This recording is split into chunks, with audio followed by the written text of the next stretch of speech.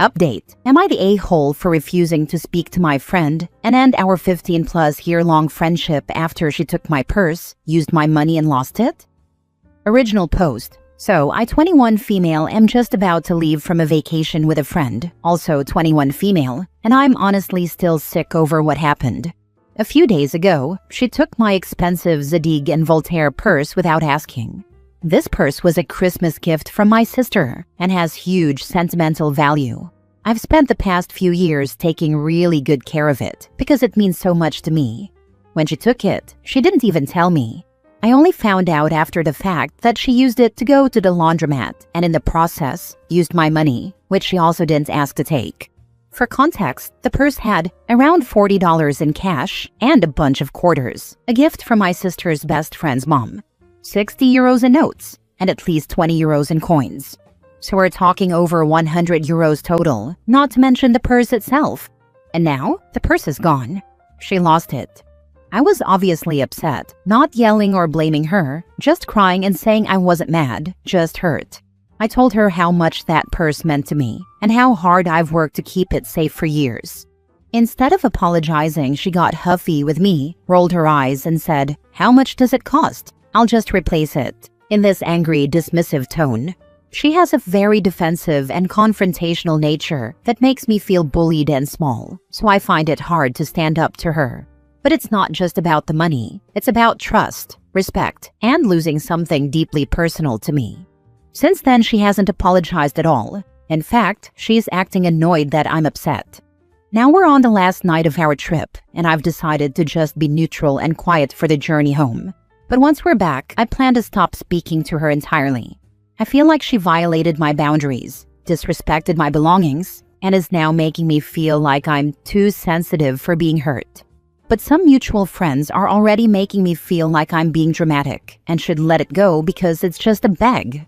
So, am I the a-hole for cutting her off and refusing to speak to her after this?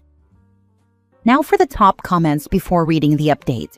She's not a friend. She also needs to pay you back for the purse. She stole it, actually. So she's a thief. Your choice on how to handle that going forward. Not the a-hole. She agrees to reimburse me, which I accepted, but I haven't spoken with her further about it, as I've been too upset to look up the cost of the purse. And I also haven't told her the amount that was in the purse.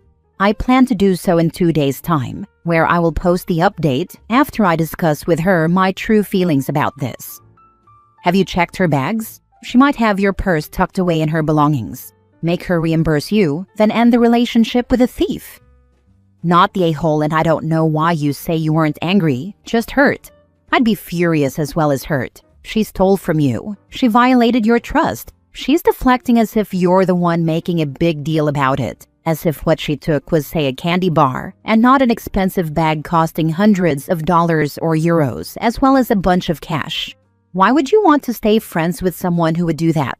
If she won't pay you back in cash for the money in the bag, I'd post this all over social media with her name attached as a warning to others, because I doubt the police report will get you anywhere at this point.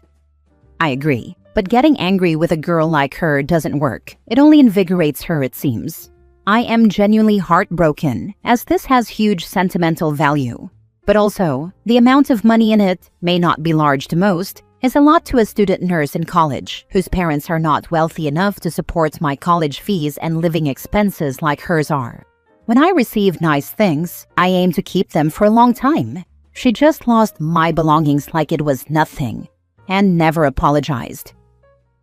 Now for the update. So I have an update. Thank you to everyone who gave advice or shared support. It really helped more than you know. On the flight home, she asked me to mind her passport in my bag, even though she had her own backpack. I agreed, just to keep the peace because I didn't want to deal with any attitude or fighting. When we landed, she turned to me and asked, "Do you have my passport?" in this snappy tone. I was still hurt and wanted to get one last jab in, so I said, using the exact words she said to me all week about my missing purse, "I was checking my bag the whole time to make sure your passport was there, but maybe it'll show up when we get off the plane." I regretted saying it immediately. She snapped in front of other passengers, finally acknowledging that I'd been upset about the purse, but in the most cruel and dismissive way. She said, well, at least I didn't throw a hissy fit bawling crying for hours over a purse.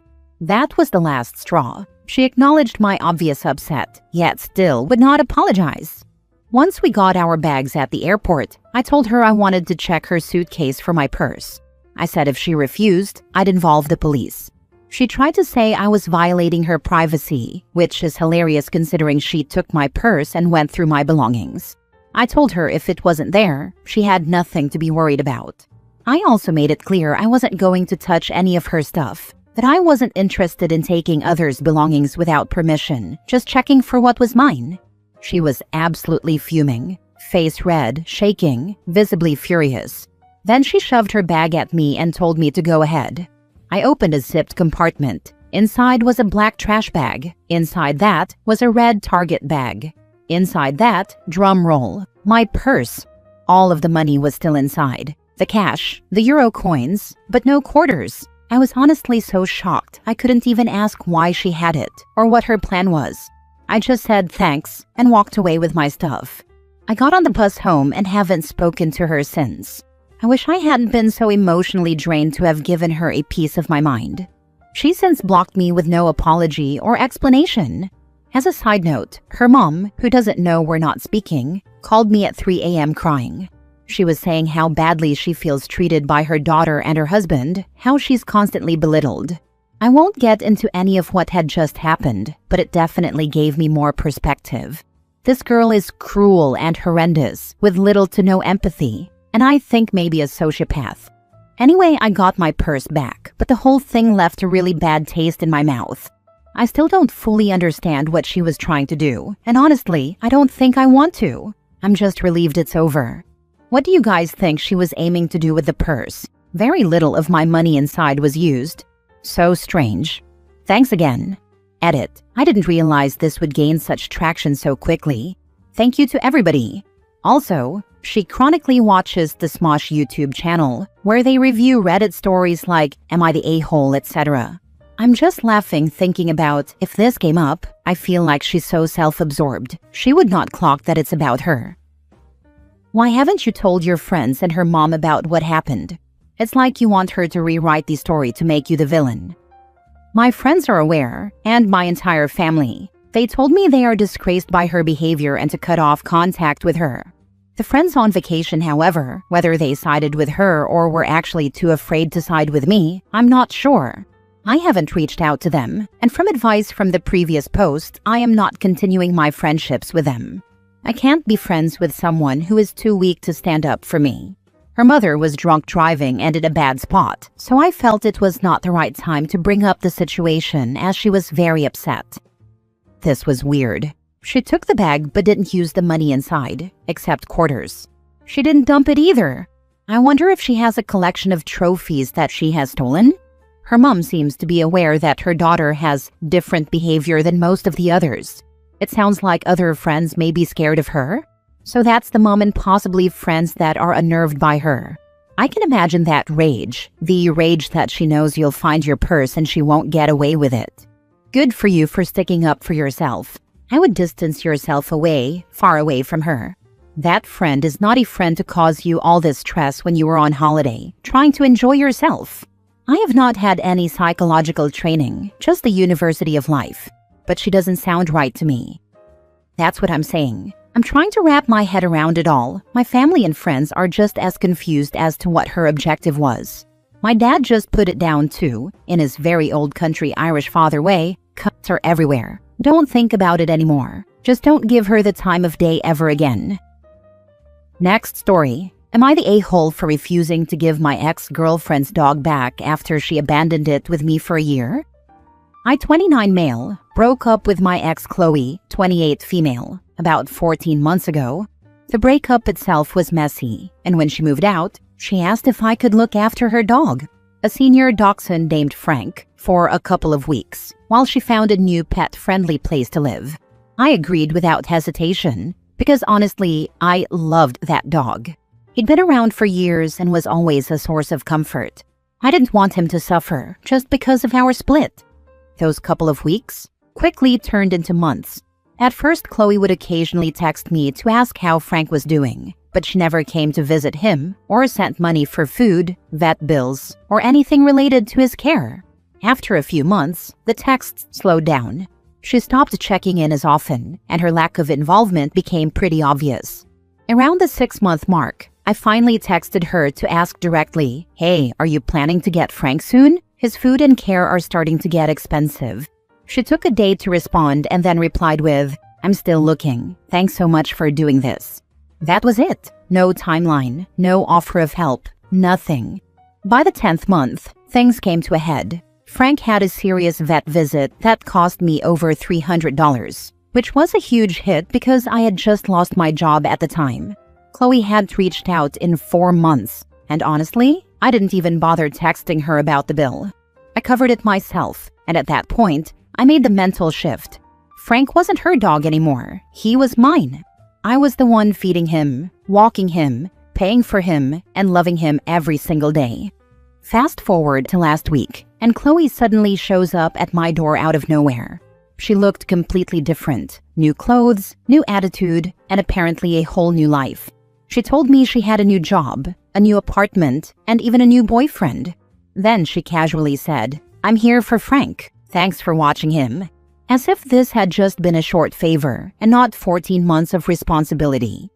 I flat out told her no. I said she abandoned him. I had been his sole caretaker for over a year, and I paid for everything out of my own pocket. I reminded her that she hadn't even contacted me for months. Chloe immediately got hysterical, shouting that I was stealing her dog. She insisted Frank had been her emotional support animal during our relationship and claimed she needed him back. She even offered to pay me back for the vet bills in installments if I just handed him over. I told her to get lost and close the door. Since then, she's been blowing up my phone with messages, alternating between guilt trips and demands. To make things worse, her new boyfriend has started sending me threatening texts, saying I'll regret it if I don't give Frank back. Now my friends are split. Some say I saved Frank when Chloe abandoned him and that he's rightfully mine now. Others argue I'm just being a bitter ex, keeping him out of spite, and that technically he's her property, and I should have given her a chance to make things right. So, am I the a-hole here? Info. How long was the dog only hers? I mean, before you started living together? Before. I don't know how long before me, but enough that Frank was upset for days without seeing his ex-owner. I once texted her, "Frank is low on energy. Maybe he should see you." She never visited, even after agreeing. Not the a-hole. You have recent vet bills in your name, so legally the dog is yours. If he has a microchip, get it registered in your name ASAP. If Frank really was her emotional support dog, she never would have left him with you. What's crazy is how she never once complained about needing to see Frank for emotional support, but suddenly after 1 year she needs him as an emotional support dog. Frank is better off with OP. She's a horrible dog owner. You are not the a-hole. I actually did something similar with a relative who abandoned a dog with us and then asked to have her back a year and a half later. That is your dog now. Do not take her calls. Last story. Am I the a-hole for refusing to let my roommate's boyfriend move in without lowering my rent? I am 27 and currently share a 2-bedroom apartment with my roommate Tara, who is 26. We've lived together for about a year, and up until now, things have worked out pretty smoothly. We split the rent and utilities evenly, 50-50, and we each have our own bedroom and share the common spaces. The arrangement has always felt fair and balanced. A few days ago, Tara brought up something that completely changed the dynamic. She told me that her boyfriend, Evan, 28, recently had his lease end and is looking for a place to stay. She said she wants him to move in with us temporarily until he finds something else. At first, I didn't see a problem with it. I figured it might be for a month or so, and if it helped him out, I was fine with the idea. But then Tara made it clear that she still expects the rent and utilities to remain split down the middle. Just me and her, 50-50, even after Evan moves in. That's where I had an issue. I told her that if there are going to be 3 adults living in the apartment, then the fair thing would be to divide the rent and bills 3 ways. Even if Evan is sharing her room and not technically taking up an additional bedroom, he will still be using the bathroom, the kitchen, the water, the internet, the electricity, and all the other shared resources. Another person living here means increased utility usage and extra wear and tear on the apartment. Tara pushed back immediately. She said it wouldn't be fair to split everything 3 ways because Evan would be sharing her room and not taking up any extra space. She acted like he would just magically blend in without affecting anything. I tried to explain calmly that this isn't about square footage. It's about usage. If he showers, flushes the toilet, cooks meals, runs the dishwasher, uses the Wi-Fi, and sits in the living room, then yes, he is contributing to the overall expenses whether he has his own bedroom or not. She got frustrated and accused me of being petty and selfish. According to her, I should be happy for her and supportive of her relationship instead of making it about money. I told her very clearly that I don't care if Evan moves in for a while, but if he does, the financial arrangement needs to change. Otherwise, I will start looking for another place to live because I refuse to subsidize their relationship. Now she's upset with me. She says I'm overreacting, creating unnecessary drama and making things harder than they need to be. From her perspective, I'm just being difficult. But from my perspective, I'm being fair and protecting myself financially. So now I'm stuck wondering, am I the a-hole for refusing to keep paying the same rent if her boyfriend moves in? Or am I right to draw this line? Not the a-hole. First, check your lease. You may not be allowed to have another roommate. If that's the case, tell your roommate that you will not allow the boyfriend to move in due to concerns of being evicted. If her boyfriend moves in, you should split bills 3 ways. No way does the boyfriend get to live there for free. Your roommate may have told him that he could give her half of what she pays and she would pocket the money.